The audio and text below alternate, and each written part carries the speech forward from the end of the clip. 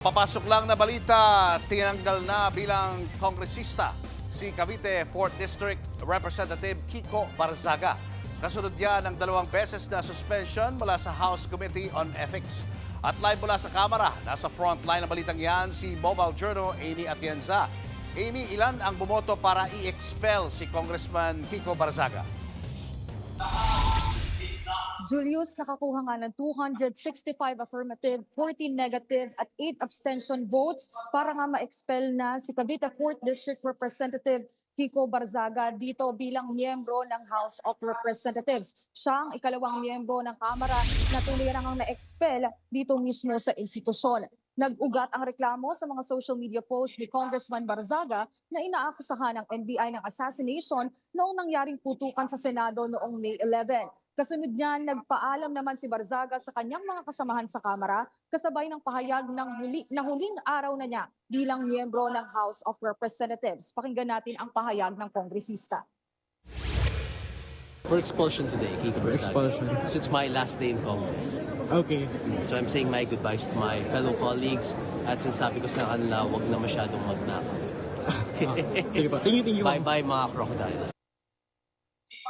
Mismong si NBI Director Melvin Matibag ang personal na nagdala ng reklamo sa opisina ng Secretary General sa Kamara.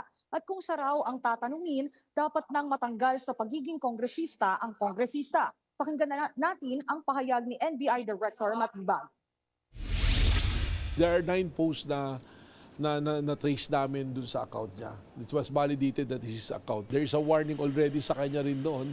So, baka dapat to removal from the public office already. I think it's not the proper behavior of the congressman to habang mayroong ganung kaguluhan, mag-live ka pa at sabihin mo that there's an assassination attempt to some of the senators being done by the law enforcement.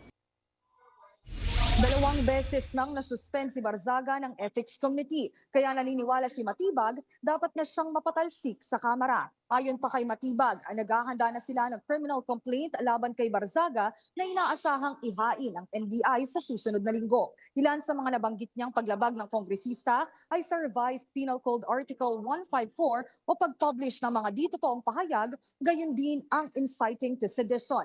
Nanindigan si Barzaga, nagpadala umano si Pangulong Bongbong Marcos ng armadong mga lalaki para sa pilitang pasukin ang Senate building at assassination attempt lamang ang only logical conclusion dito. Patutunayan daw niya ang kanyang mga alegasyon laban sa Pangulo sa Korte.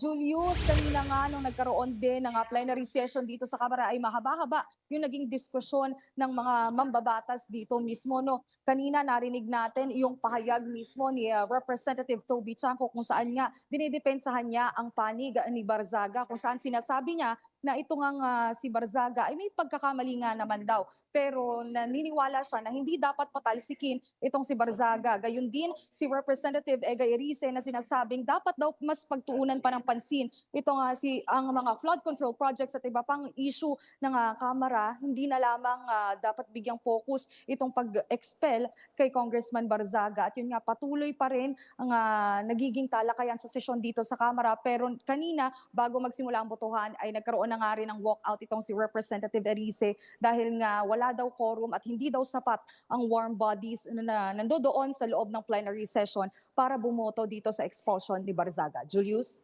Maraming salamat, Amy Atienza. Mga kapatid, Julius Babaw po. Para sa komprehensibo at makabuluhang balitaan at talakayan, mag-follow at mag-subscribe na sa social media pages ng News 5.